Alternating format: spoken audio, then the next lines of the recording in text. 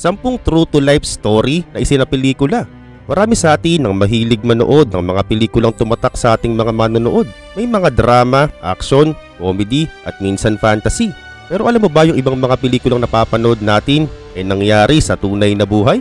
Oo. At ang mga pelikulang hango sa tunay na buhay ay karamihan sila yung mga sikat na tao na nagsumikap at naging inspirasyon sa lahat. O di naman kaya ginawang pelikula ang buhay nila dahil meron silang malaking naiambag sa buhay ng mga tao. Pero ano nga ba ang mga pelikula na ito? Kaya naman sa video na ito naghanda kami ng 10 pelikulang hango sa tunay na buhay. At comment down below kung ano ang mga pelikulang napanood mo na at naging paborito mo. This is Arvin Polo TV. Please subscribe for more video updates. Kaya naman simulan na agad natin. Number 10. Schindler's List. Kung mahilig ka sa pelikulang maraming aksyon, ay ito ang bagay sa iyo. Ito yung nilabas noong 1993 na pinagbibidahan ng aktor na si Liam Neeson. Si Liam Neeson ay isang kilalang aktor mula sa Ireland na sumikat sa mga pelikulang gaya ng Taken, Schindler's List at marami pang iba. At siya'y pinanganak noong Hunyo 7, 1952. Ang Schindler's List ay isang pelikula na nilabas noong 1993 na dinirect ni Steven Spielberg.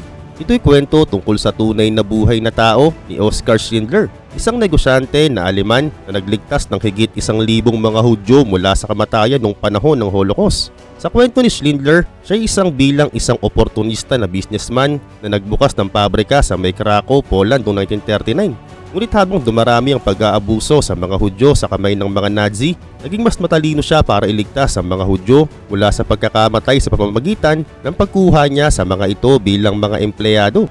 At bagamat napakadelikado nito at lugi rin ang kanyang negosyo sa ganitong sistema, nagtagumpay si Schindler na iligtas sa maraming buhay ng mga Hudyo. Ang pelikulang ito ay naglalaman ng mga makabagong eksena na nagpapakita ng masamang kalagayan ng mga Hudyo sa ghettos. At pinakita rin sa palabas na ito ang kasiyahan ni Schindler nang iligtas niya ang mga tao. Kaya naman ang palabas na ito ay isa sa pinakasikat at pinakapopular na pelikula tungkol sa Holocaust. At dahil din dito si Oskar Schindler ay naging isang bayani na nagligtas ng maraming buhay. At dahil nga napakaganda ng kwento niya, ang Schindler's List ay nakahakot ng maraming mga parangal kasama ng Academy Awards at marami pang iba. At patuloy itong tinuturing na isang mahalagang obra maestra ng sining sa industriya ng pelikula. Number 9. A Beautiful Mind. Kung gusto mo ng love story pero may thrill, ay itong para sa iyo. Ang Beautiful Mind ay isang pelikula sa US na nilabas noong 2001. At ito'y kwento tungkol sa buhay ni John Nash.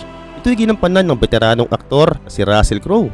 Si Russell Crowe ay isang kilalang aktor mula sa New Zealand at siya'y pinanganak noong April 7, 1964. At isa nga siya sa pinakasikat na aktor sa industriya ng pelikula. At ang isang palabas niya kang ginampanan ay nilabas noong 2001 sa direksyon ni Ron Howard.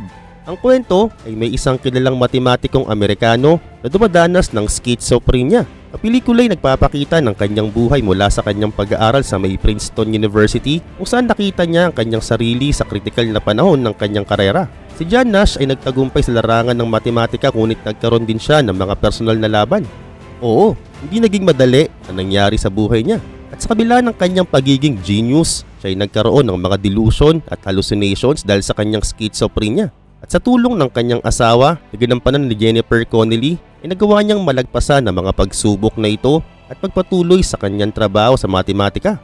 Ang pelikula ay naging daan para ipakita ang mga karanasan ng isang tao na may schizophrenia at kung paano niya nilabanan ng kanyang mga inner demons. At ang mga palabas na rin na ito ay nakahakot ng mga Oscar Awards, kabilang na ang Best Picture at nagbigay diin sa kahalagahan ng pag-unawa at suporta para sa may mga mental health issue. Number 8. Social Network. Kung gusto mong malaman kung saan nagmula ang gumawa ng Facebook, ay panoorin mo ito. Ang The Social Network ay isang pelikulang nilabas noong 2010. Ito ay isang dramang tungkol sa paglikha ng Facebook na isa ngayong kilalang social media platform. Ang kwento ay umikot sa buhay ni Mark Zuckerberg, ang co-founder ng Facebook. Ayon sa kwento, siya ay nag-aral sa may Harvard University hanggang nabuo niya ang isang platform na nagbukas ng pintuan sa mga tao para makapag-ugnay at magbahagi ng kanilang mga buhay online. Sa pelikulang ito, pinapakita ang mga aspeto ng pagkakaibigan, pangarap, ambisyon at mga alitan sa loob ng mga tao na naging bahagi ng pag-unlad ng Facebook. Si Jesse Eisenberg ang gumanap bilang si Mark Zuckerberg. Ito ay isang kilalang aktor sa Amerika na pinanganak noong October 5, 1983. At ang isa sa kanyang mga pinakakilalang papel ay yung pagganap niya bilang si Mark Zuckerberg sa pelikulang The Social Network noong 2010, kung saan dito'y nakatanggap siya ng mga nominasyon para sa Oscar. Bukod dito, naging bantog pa nga siya sa mga pelikula gaya ng Zombieland, Now You See Me at Batman 5, Superman, Dawn of Justice. Number 7, Erin Brockovich. Ang Erin Brockovich ay isang pelikula sa US na pinalabas noong 2000. At ito'y naglalayong maipakita ang tunay na kwento ni Erin Brockovich, isang babaeng paralegal na naglunsad ng isang malaking investigasyon laban sa Pacific Gas at Electric Company sa Hinkie, California noong dekada 1990. Sa kwento, si Erin Brockovich ay isang magulang na walang trabaho at hindi nakatapos ng pag-aaral. Ngunit nang siya'y nagsimulang magtrabaho sa isang maliit na kumpanya ng abogado, natuklasan niya ang ilang mga dokumento na nagpapakita ng malubhang polusyon sa lupaing inaari ng PG&E sa Hinckley. At ang polusyon na ito'y magiging sanhi ng malubhang mga karamdaman at pagkakaroon ng kanser ng mga residente sa lugar na ito. Dahil sa kanyang determination at pag-aaral, si Erin ay nanguna sa isang malaking laban sa korte laban sa PG&E. Matapos ang matagal na paglalaban, nanalo ang mga biktima ng polusyon at naging kilala si Erin bilang isang tagapagtaguyod ng karapatan ng mga biktima ng polusyon sa kapaligiran. Si Julia Roberts ang gumanap bilang Erin Brockovich at ito'y nagbigay sa kanya ng Academy Award para sa kanyang pagganap. Si Julia Roberts ay isang magaling na aktres na pinanganak noong October 28, 1967 sa may Smyrna, Georgia, USA. Siya rin ay sikat sa mga iconic na papel sa mga pelikulang gaya ng Pretty Woman at Runaway Bride. Siya ay isang magaling na aktres at isa sa mga pinakatanyag na mukha sa Hollywood. At ngayon dumako naman tayo sa number 6, Catch Me If You Can. Ang Catch Me If You Can ay isang pelikulang nilabas noong 2002 sa direksyon ni Steven Spielberg. At kung mahilig ka sa mga habulan, ay ito ang bagay sa iyo. Ito ay isang kwento ng tunay na buhay ni Frank Abagnale Jr. Si Frank Abagnale Jr. ay isang kilalang impostor at forger na bantog sa kanyang mga krimen noong dekada 1960. Siya ay mas kilala sa kanyang mga pagkuha ng mga identity at paggamit ng mga peking dokumento para makaiwas sa mga otoridad. Nagpanggap siya o nag-impersonate siya ng mga propesyon gaya ng piloto, doktor at abogado. Si Agent Carl Hanratty ng FBI ay naging tagasunod niya kahit saan siya magpunta. Pagkatapos mahuli, nagtrabaho si Frank Abagnale Jr. sa FBI bilang isang consultant na tumutulong sa pagtukoy at pagtugis ng mga kriminal gaya niya. Si Frank Abagnale ang bida ay ginampanan ni Leonardo DiCaprio at talaga namang napakagaling niyang gumanap dito. At syempre sa mga di pa nakakaalam, si Leonardo DiCaprio po ang gumanap sa mga pelikulang gaya ng Titanic, Inception at The Revenant. At si Agent Carl naman ang ginampanan ni Tom Hanks, isa ring kilalang aktor sa mga pelikula. At siya'y gumanap sa mga pelikulang gaya ng Forrest Gump, Castaway at Saving Private Ryan. Silang dalawa'y napakahusay na aktor na mayroong malawak na portfolio ng mga magagandang pelikula. Number 5, The Pursuit of Happiness. Kung gusto mong umiyak, ito ang panoorin mo.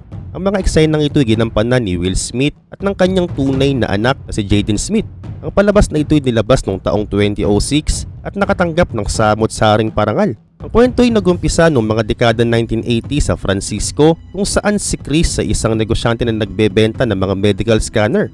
Ngunit dahil sa mga financial struggles at personal na problema, nawalan siya ng trabaho at nauwi sa kanyang pagiging homeless kasamang kanyang munting anak na lalaki. At sa kabila ng pagsubok at kahirapan sa buhay, hindi sumuko si Chris sa pangarap na maging isang stockbroker. Siya ay nag-aral at nag-apply para sa isang unpaid internship sa isang prestihiyosong brokerage firm. At pinagsabay niya ang kanyang trabaho sa pag-aalaga sa kanyang anak at sa uli nakuha ni Chris ang pagkakataon na maging isang full-time stockbroker at naging matagumpay sa kanyang karera. Ito ay isang kwento na determinasyon, pag-asa at pagsusumikap ng isang tao para maabot ang kanyang pangarap sa kabila ng lahat ng pagsubok. Number 4, Into the Wild. Ang palabas na ito ay isang autobiographical na aklat na sinulat ni Jon Krakauer. Naglalaman nga ito ng kwento ni Christopher McCandless, isang batang lalaki na iniwan ng kanyang dating buhay at naglakbay tungo sa Alaska para mamuhay ng malayo sa lipunan. Sa kanyang paglalakbay, natuklasan niya ang mga tao at mga lugar na nagbigay sa kanya ng karanasan na nagbukas ng kanyang mga mata sa mga bagay-bagay na mas sigit sa kanyang inaasahan. Subalit ang kwento ng kanyang paglalakbay ay nagtapos ng malungkot dahil sa kanyang pagkawala sa kagubatan ng Alaska dahil sa gutom. Ang kwento ay nagpapakita ng tema ng pag-alis sa lipunan at paghahanap ng sariling kahulugan ng buhay. At pinapakita rin dito ang tungkol sa kalayaan, kahirapan at kahalagahan ng koneksyon ng ibang tao. At ang kwentong ito ay ginawang pelikula sa ilalim ng direksyon ni Sean Penn noong 2007. Maraming awards din ang nahakot ng pelikulang ito gaya ng Best Original Song guaranteed by Eddie Vedder at the Best Actor na si Emile Hirsch. Number 3, 127 Hours. Isa itong napakagandang pelikulang ginawa, dinirekta ni Danny Boyle. Ito'y tungkol sa buhay ni Aaron Ralston, isang mountaineer na natrap sa isang canyon sa Utah. At ang pagkakatrap niya ay tumagal ng 127 hours bago siya nakalabas sa pamamagitan ng pagputol niya sa kanyang sariling braso. Ang pelikulang ito ay tinampok kay James Franco bilang Aaron Ralston at pinalabas nga ito noong 2010. Ito ay isang nakaka-inspire at makulay na kwento ng pag-asa at pag-angkop sa mga critical na sitwasyon. Halos 6 na parangal ang nakuha ng pelikulang ito sa iba't ibang movie critics. Number 2, Sully. Ang pelikulang Sully ay isang dramang pelikulang nilabas noong 2016. Ito'y kwento tungkol kay Chesley Sully Sullenberger, isang piloto ng eroplano na nagawa ang di kapanipaniwala at makasaysayang paglanding ng kanyang eroplano sa Hudson River matapos magkaroon ng problema sa makina. Ito'y naging tanyag sa buong mundo at nakilala bilang Miracle on the Hudson. Pinagbidahan ito ni Tom Hanks bilang Sully at dinirect ni Clint Eastwood. Si Sully ay piloto ng US Airways Flight 1549 na nagawa ang emergency landing sa Hudson River noong 2009. At bagamat wala itong nakuhang mga awards sa Oscars, ito naman ay nakatanggap ng ilang nominasyon sa iba't ibang award-giving bodies kasama ang mga critics, Choice Movie Awards at Screen Actors Guild Awards.